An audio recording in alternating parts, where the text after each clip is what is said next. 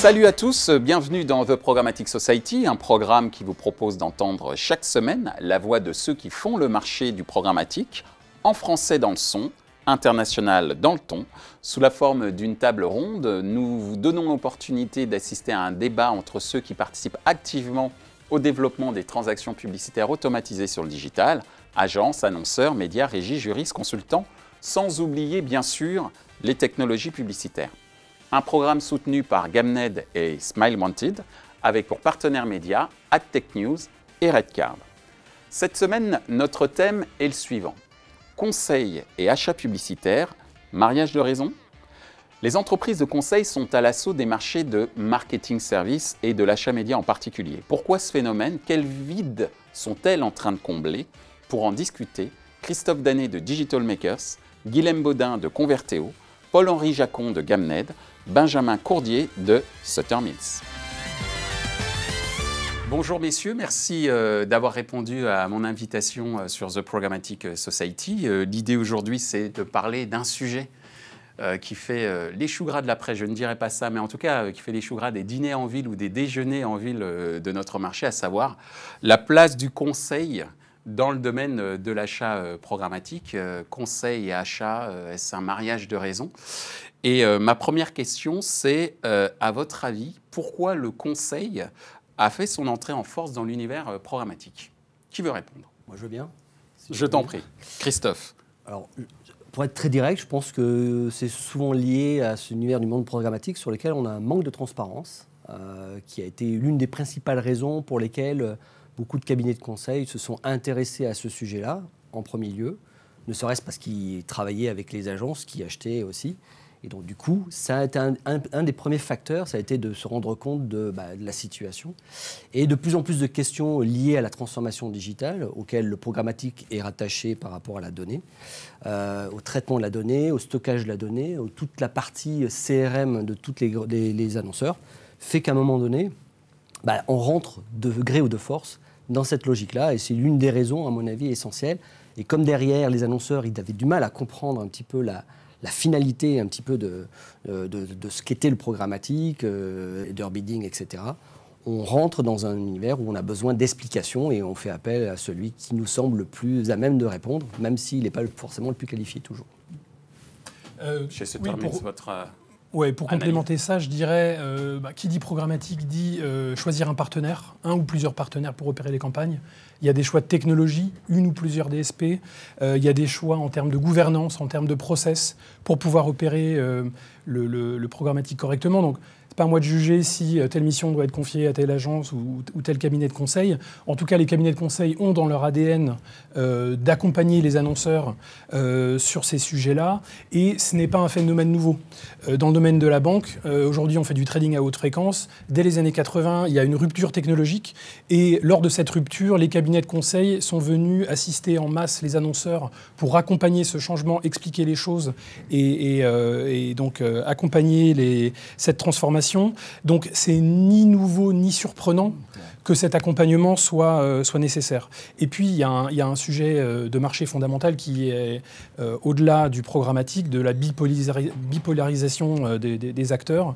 Il y a toute une série de sujets qui étaient auparavant la chasse gardée des agences médias, Publicis, Havas, Artefact, etc. Aujourd'hui, sur lesquels les cabinets de conseil sont mandatés. Encore une fois, est-ce que c'est la bonne chose ou pas? C'est pas à moi d'en juger, mais en tout cas, c'est un fait. C'est une observation. Voilà.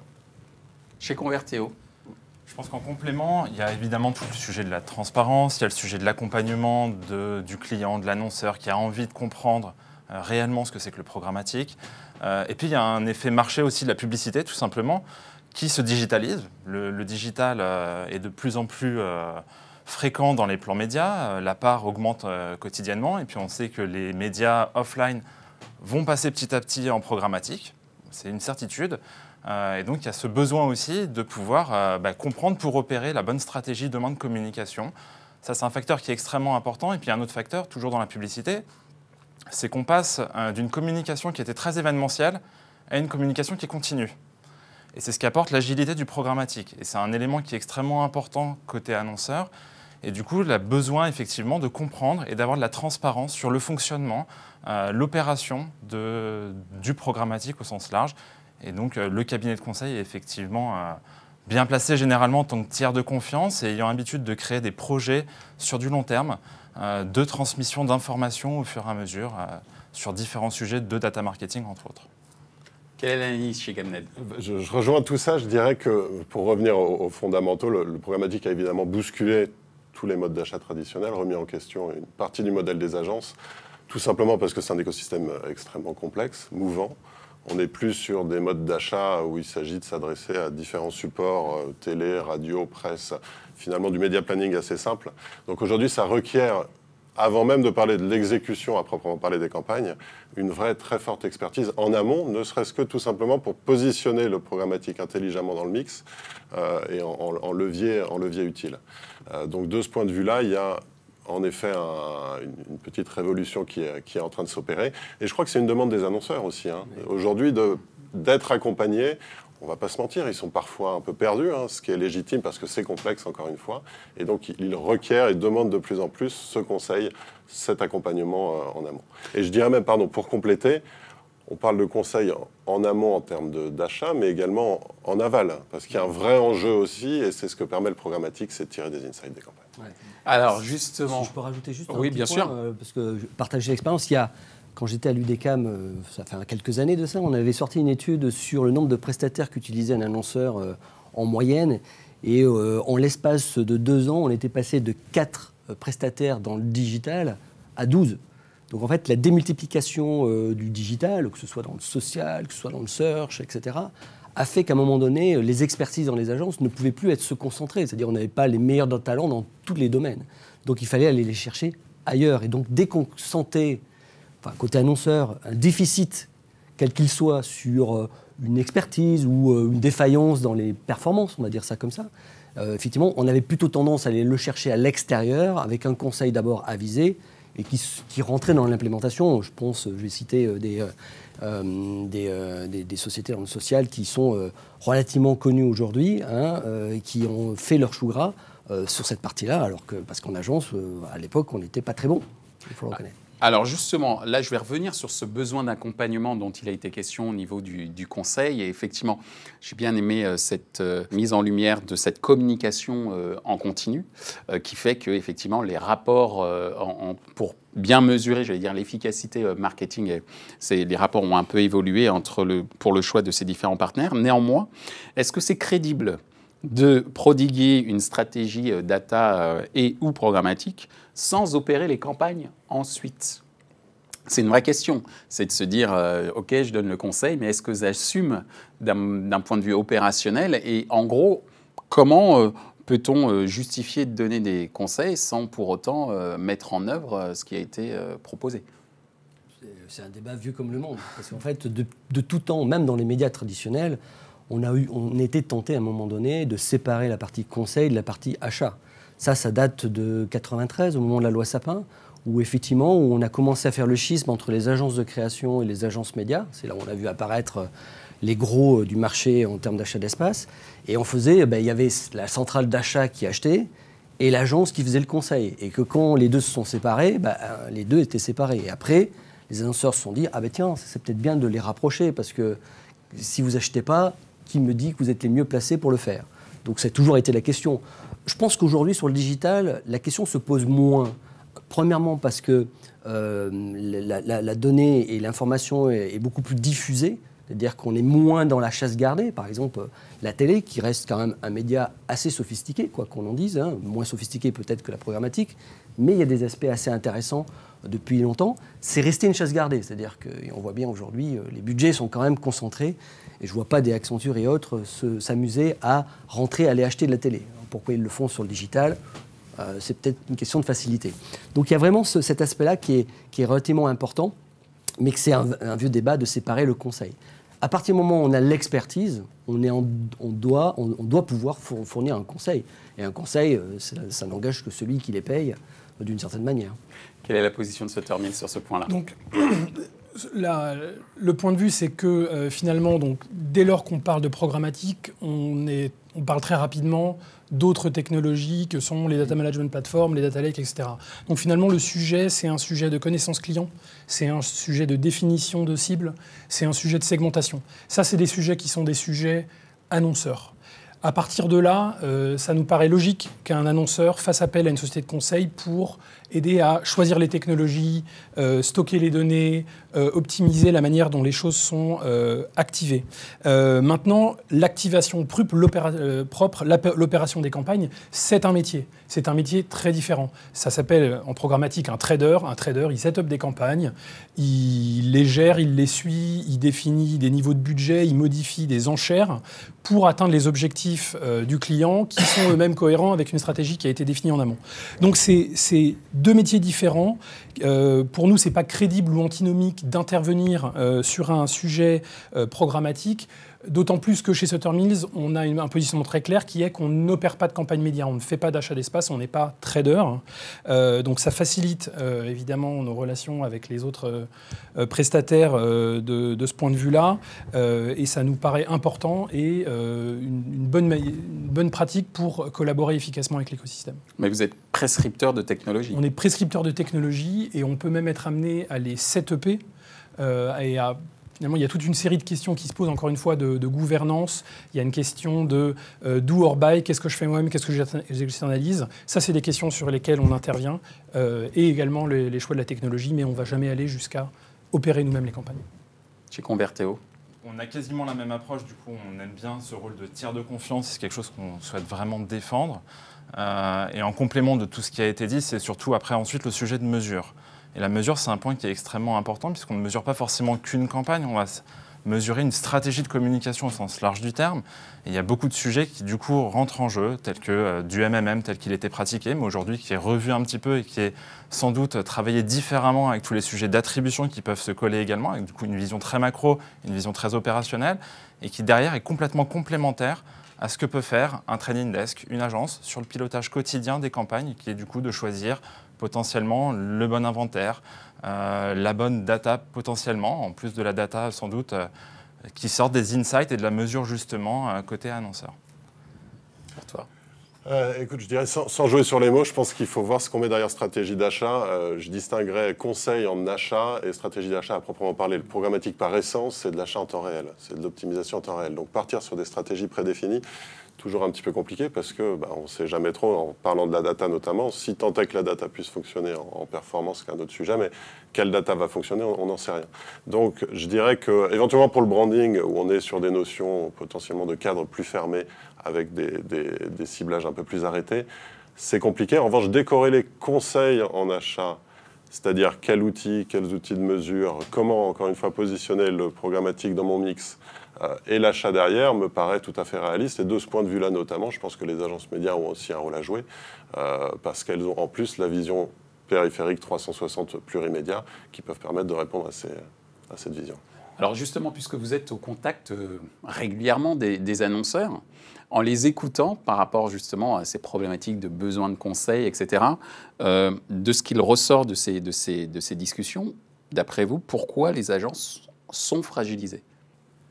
Déjà, tu as un problème, c'est qu'elles ont été sur un territoire, quand elles ont monté leur plateforme programmatique, qui est d'être en modèle régie.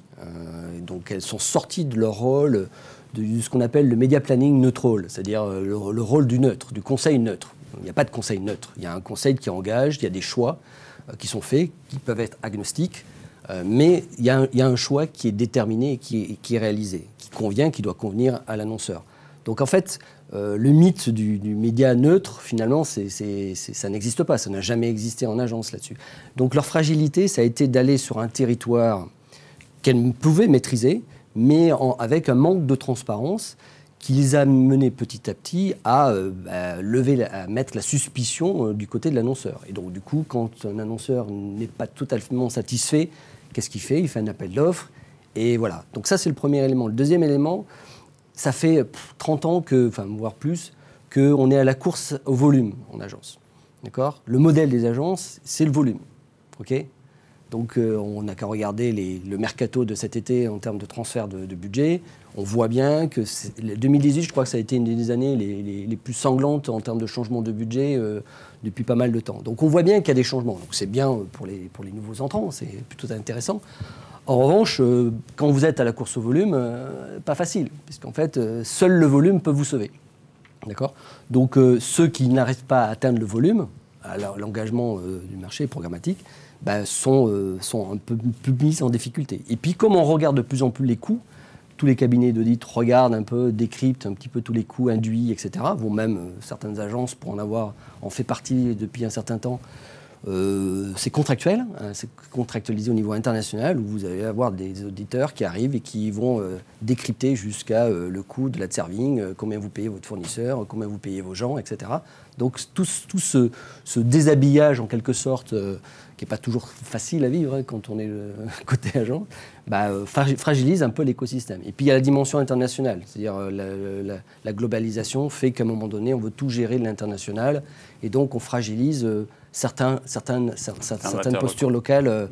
En France, c'est souvent le cas sur certains budgets. Alors justement, chez Sutter Mill, vous accompagnez des agences et des annonceurs. Donc, c'est quoi le retour ? Quelle est ton analyse de je pense que c'est clair qu'il y a une fragilisation des agences. Elles sont challengées sur leurs fondamentaux par des nouveaux acteurs, par évidemment les plateformes techno, par les GAFA.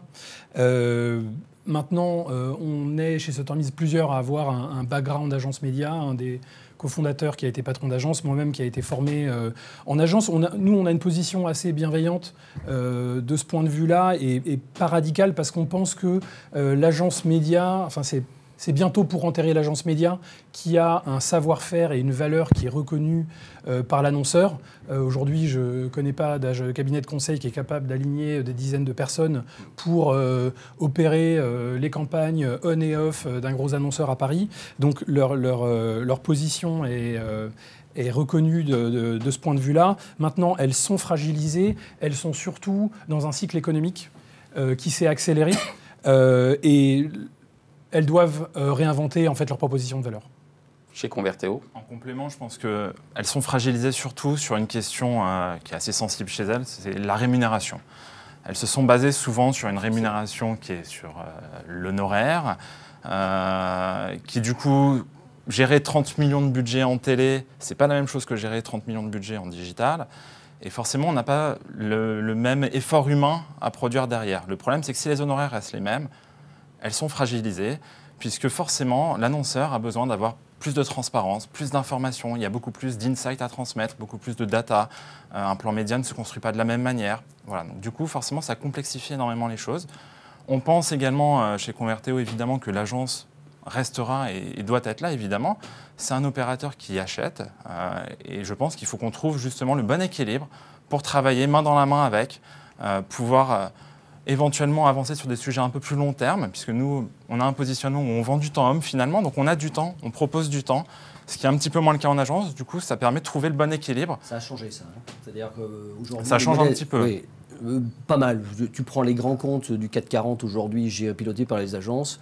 Il y a beaucoup d'annonceurs qui sont au temps passé côté agence. Ça n'a pas résolu leur problème de rémunération. Hein, et ce qui derrière, et puis après, il y a un problème aussi de ressources humaines, où finalement, il faudrait avoir également beaucoup plus d'hommes pour répondre à toutes les demandes de l'annonceur. Et pas que des juniors.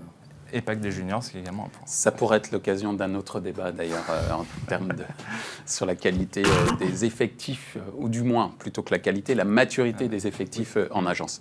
Chez Gamned, écoute, mon point de vue, je pense... en termes de fragilisation des agences. Bien sûr, tout simplement, leur métier d'achat média a été compliqué par la force des choses, par l'arrivée du programmatique, hein, qui est à la fois, encore une fois, très complexe, technique, implique des technos derrière. Est-ce qu'on ne peut pas même se demander si le digital, tout simplement, n'a pas déjà commencé à un petit peu bousculer les agences, parce que finalement, elles sont passées d'une position initiale de conseil et négociateur une position davantage d'experts, potentiellement d'acheteurs, opérationnels. Si on prend l'exemple du search, c'était un modèle évolutif, il fallait rester, il y avait une montée en compétences importante derrière aussi. On peut d'ailleurs remarquer, c'est amusant, que finalement, quasiment toutes les grandes agences médias ont racheté des sociétés de search. Sur le programmatique, elles ont fait le pari de monter un trading desk from scratch. ce qui n'est pas simple, encore une fois, et notamment du fait que les profils aujourd'hui, c'est un métier qui est nouveau. Il y a peu de profils, pour ne pas dire pas de profils disponibles sur le marché. Nous, on en est bien conscients chez Gamnet parce qu'on a notre propre fabrique d'experts où on a un programme de formation sur 6 mois, des têtes bien faites que l'on recrute. Donc de ce point de vue-là, je pense que c'est pas simple pour les agences. Oui. Le sujet est vaste et malheureusement, on est en train de dépasser le temps qui nous est imparti pour en discuter. Je tiens à préciser quand même que à cette émission ont été invitées des agences, mais que pour des raisons d'emploi du temps, elles n'ont pas pu se rendre à cette émission. Donc c'est un sujet que l'on va reprendre durant l'année et je serais ravi de pouvoir compter également parmi les invités, aussi bien des sociétés de conseil que des sociétés qui sont spécialisées dans le service marketing, à savoir les agences d'achat média notamment. Merci encore, messieurs, et je vous dis à très bientôt, je l'espère, et merci parce que pour certains, c'est la première fois que l'on se voit, et ce débat était d'une très très grande qualité. Merci à vous. Merci. Merci à toi, merci. Ainsi s'achève ce débat autour du conseil et de l'achat média dans l'écosystème publicitaire programmatique. Les 3 points à retenir de nos échanges sont les suivants. 1. Les agences médias doivent démontrer de manière plus forte la valeur apportée aux annonceurs, notamment en clarifiant leur méthode d'achat et de process opérationnel et des compétences qui les mettent en œuvre. 2.